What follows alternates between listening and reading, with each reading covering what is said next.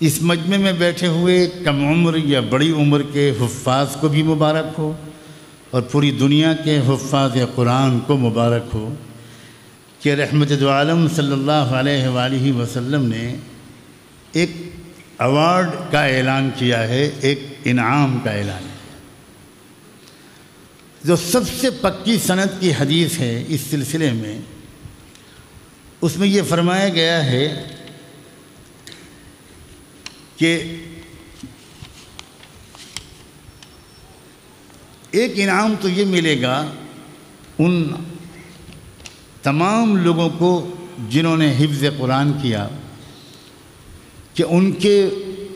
ماں باپ کے سروں پر نور کے تاج رکھے جائیں گے۔ بچوں کو یہ شکایت ہو سکتی ہے کہ محنت ہم نے کی، انعام ہمارے اماں ابا کو مل رہا ہے جو روزانہ آئس کریم کھا رہے ہیں، اور ہم مدرسے کا کھانا کھا کر حفظ کر رہے ہیں اور ہمارا کوئی ذکر ہی نہیں۔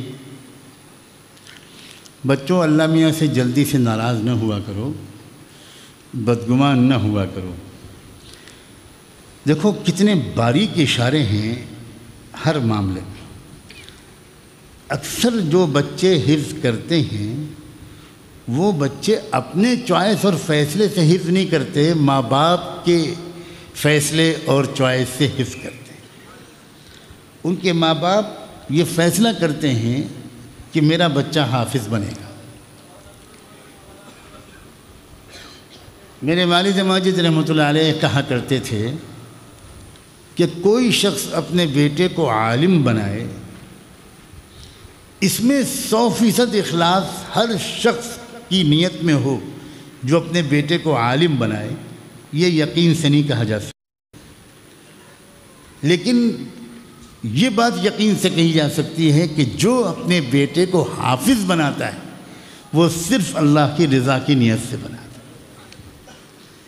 کیونکہ عالم دین کی تو پھر بھی عزت ہوتی ہے، تو اس کو بھی سامنے رکھ کر کوئی لاکھوں میں ایک آدھ سوچ سکتا ہے، لیکن حفظ قرآن کی وجہ سے سماج میں کوئی خاص عزت نہیں ہوتی۔ وہاں تو صرف ایک ہی نیت کا امکان ہے کہ میری مغفرت ہو جائے گی، میرا بیٹا جنت میں مجھے لیے بغیر نہیں جائے گا، اللہ مجھ سے راضی ہو جائے گا۔ اس مخلصانہ نیت کا احترام کر کے اللہ تعالیٰ نے یہ ایک فیصلہ فرمایا کہ جو بچہ جو حفظ کرے گا اس کے والدین کے سر پر نور کا تاج رکھا جائے گا۔ اور ظاہر ہے کہ جب جس کے سر پر نور کا تاج رکھا جائے گا، آپ سوچئے کیا سب کے سامنے اللہ روز محشر سر کا تاج رکھنے کے بعد اس کو جہنم میں بھیج دیں گے؟ اس میں تو چھپی ہوئی ہے یہ بات کہ ان والدین کی مغفرت یقینی ہے۔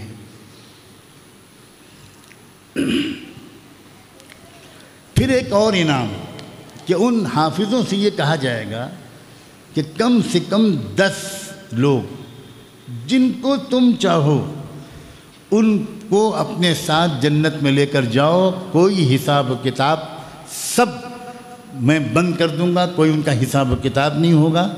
اور وہ تم ان کو جنت میں لے کر جا سکتے۔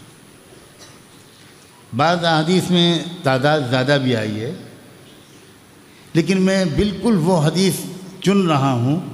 جس کی سند میں ادنا درجے کا شبہ کرنے کی گنجائش نہیں۔ ایک اور بات ہے جو شارحین حدیث نے یقیناً کچھ اشارات سے لے کر لکھی ہے، وہ یہ کہ اگر اس کے رشتہ داروں میں کوئی ایسا شخص تھا جو اس بچے کے حفظ کرنے پر خوش نہیں تھا، طنز کرتا رہتا تھا، جملے کستا رہتا تھا، بچوں کے ماں باپ سے کہتا رہتا تھا کہ کیا تم نے اس کو بچے کو کدھر بھیج دیا، کانوینٹ اسکول میں بھیجتے، یہ ہوتا وہ ہوتا، اب بچہ حفظ کر کے کیا کرے گا؟ جو لوگ ہمت توڑنے والے جملے کہتے تھے، طنز کرتے تھے، مذاق اڑاتے تھے، اللہ تعالیٰ قیامت میں پابندی لگا دے گا کہ بچے ایسے کسی شخص کی سفارش تم نہیں کر سکتے، میں اس کو نہیں بخشوں گا جو میری کتاب کے حفظ کو مذاق کا موضوع بناتا تھا، جو حفظ کی اور حافظ کی توہین کرتا تھا اور دل شکنی کرتا تھا، ہمت شکنی کرتا تھا، وہ چاہے کوئی بھی تمہارا ہو، اس کی سفارش میں قبول نہیں کروں گا۔ میں تو ان بندوں بندیوں کی سفارش کو قبول کروں گا جو تم کو پیار کرتے تھے، تمہاری قدر کرتے تھے، تمہیں محبت کی اور رشک کی اور عزت کی نظر سے دیکھتے تھے، ہمت بڑھاتے تھے، تمہاری اور تمہارے والدین کی مبارکباد دیتے تھے کہ بھئی واہ کیا بات ہے، تم نے بہت ہی اچھا فیصلہ کیا، بہت صحیح فیصلہ کیا۔ اس لیے حفظ کرنے والے بچوں کے تمام رشتہ داروں کو چوکنا ہو جانا چاہیے، ان کے حاشیے خیال میں یہ بات نہیں آنی چاہیے کہ یہ فیصلہ غلط ہوا ہے۔ انہیں تو محبت اور رشک کی نظر سے ان بچوں کو اور ان کے والدین کو، ان کے سرپرستوں کو دیکھنا چاہیے۔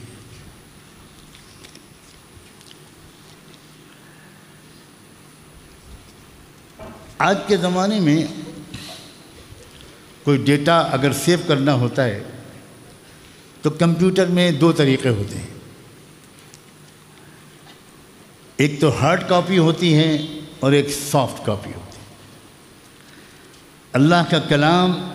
دونوں طریقے سے اللہ تعالیٰ نے محفوظ کرنے کا فیصلہ فرمایا ہے۔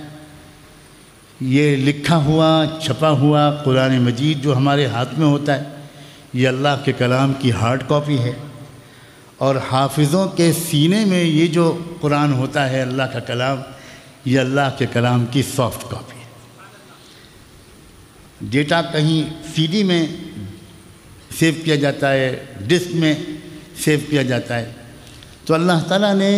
انسانوں کے دلوں میں اور شاید امت محمدیہ کے افراد کے دلوں میں خاص طور پر وہ ایسی ہارڈ ڈسک فٹ کی ہوئی ہے، ایسی سی ڈی اور ایسی ڈسک فٹ کی ہوئی ہے جس میں بہت بڑے ڈیٹا کو سیو کرنے کی صلاحیت ہے، لمبے چوڑے تفصیلی ڈیٹا کو سیو کرنے کی صلاحیت ہے۔ اگر اللہ تعالیٰ نے انسانوں کو یہ صلاحیت دے دی کہ ایک چھوٹے سے پین ڈرائیو میں، ایک چھوٹی سی چپ میں بہت ہزاروں لائبریری سیو ہو سکتی ہے، تو وہ رب کریم محمد مصطفیٰ کی امتیوں میں کیا یہ خصوصی چپ فکس نہیں کر سکتا؟ کیا یہ صلاحیت نہیں عطا کر سکتا؟ ہر طرف ہم لوگوں کے سامنے اللہ کی قدرت اور رحمت کے گواہ حفاظ قرآن کی شکل میں بھی موجود ہیں۔ حضور اکرم صلی اللہ علیہ وسلم خود تو حافظ قرآن سے ہی، جن بچوں کو حفظ قرآن کی سعادت ملی دنیا میں کہیں بھی، انہیں یہ بھی محسوس کرنا چاہیے کہ ان کا ایک خاص رشتہ اپنے پیارے نبی صلی اللہ علیہ وسلم سے اس دن جڑ گیا،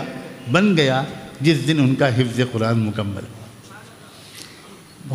بہت خاص رشتہ ہے حفاظ قرآن کا غیر حفاظ کو حضور اکرم صلی اللہ علیہ وسلم سے، اور رشتے ان کے ہوں گے، لیکن یہ جو حافظ قرآن والا رشتہ ہے یہ تو صرف انہی کو ملتا ہے جو حافظ قرآن بنتے ہیں۔ بلا شبہ حضور اکرم صلی اللہ علیہ وسلم کے قلب و دماغ سے، آپ کے جسم و روح سے ایک خاص رشتہ ان سب بندوں اور بندیوں کا بن جاتا ہے جن کے سینے میں اللہ کا کلام محفوظ ہو جاتا ہے۔